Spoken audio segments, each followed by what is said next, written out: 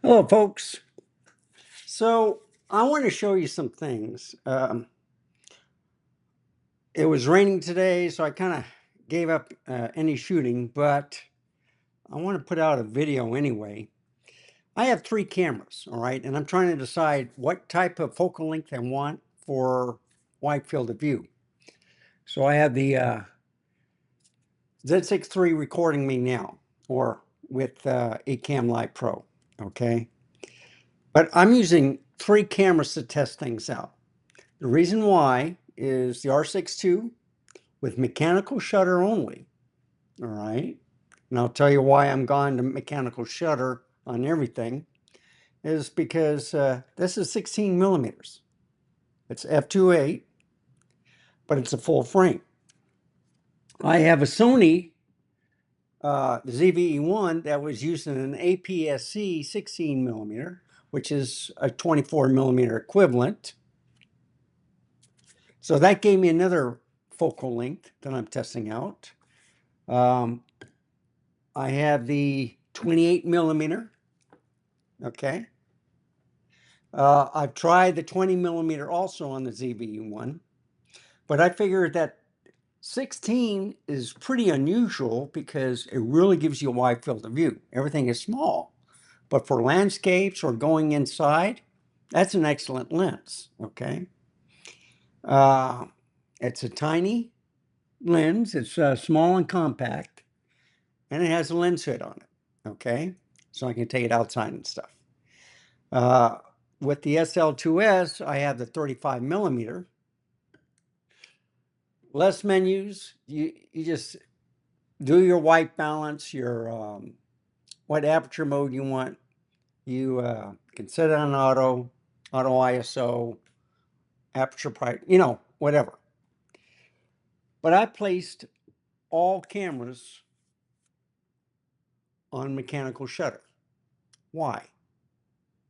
Well, I'm not really a wildlife shooter, and I don't do like 3 or 4 shots at a time. And with electronic shutter or decision between the camera making the decision for you, I had like the first electronic shutter, which was good. But then I decided, you know what? I like hearing the sound. And yes, you can put the beeping sound on and let you know that you got the shot. You'll see the green light. You'll see it flicker a little bit. You know the shot is taken. But I decided to put it all in mechanical shutter because if you're panning, right, taking stills now, I'm not talking about video, I'm saying taking stills, you don't get the bending, all right? It's a nice, simple, and I'm only taking one shot at a time, not 2 or 3, okay? I reprogram each camera to the settings I like. So I can switch it from APS-C to full frame. You have it. That's the conclusion I came to, was like, whatever lens you use, and if I ever figure out which focal length I like them all. I don't like any lens distortion. I don't like worry about the banding. Well, mechanical shutter fixes the banding also. So I think I found one solution where I'm happy with. I'm not into birding and stuff. I'll take some birds now and then, but it's like just one shot at a time. Okay? If I get it, I get it. If I don't, so I'm not too worried about the release or pre-capture or anything like that. But the thing that got me was this is a $7,000 camera. This SL, well, this is actually now a $45,000 to $5,000 camera. Okay, let's say 45 because it was used. All right, it's a 24 megapixel camera.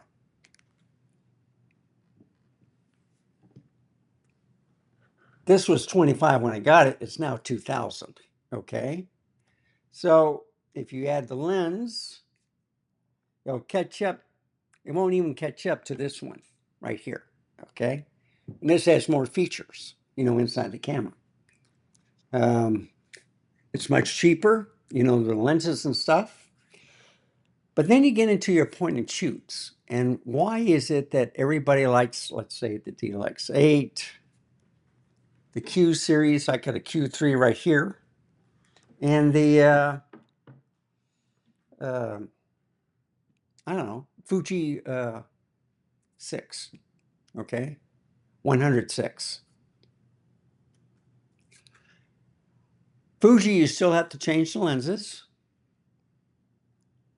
That's an extra cost to the camera. The camera has new features, and if you want new features, let's say to the Q3, you have to buy the whole thing, all right? So this is like another $6,000 camera. SL3 is $7,000, not including the lens.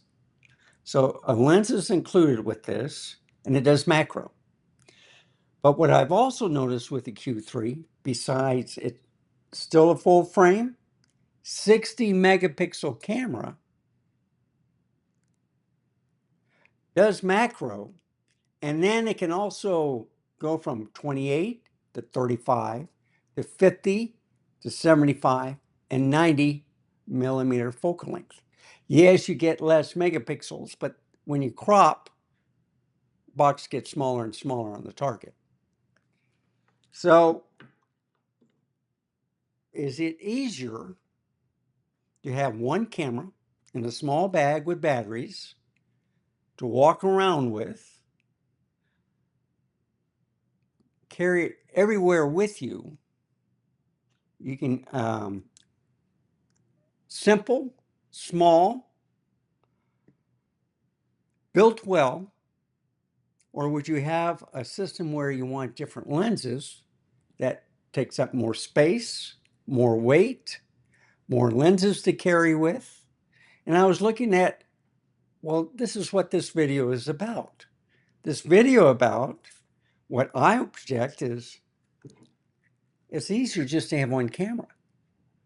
So as nice as the Z6 III is, or the Z8, Z9, ZVE1, even the A6100, let's look at all the full range, APS-C to full frame cameras, micro four thirds, whatever. My question is, $6,000, you buy some extra batteries, you get a dummy battery with the power bank. This is all you need. You can take it on vacations. Yeah, it's valuable, but it looks cool. I got a good grip. I did have a thumb thing in the back, but it has an indent right here anyway. So the thing about the thumb tip, this became loose, so I had to take it off, okay? And what I'm thinking of doing is Sigma has a EVF also that you can put on here, or you can put a flash or whatever, all right? This has a rangefinder, which is excellent, okay?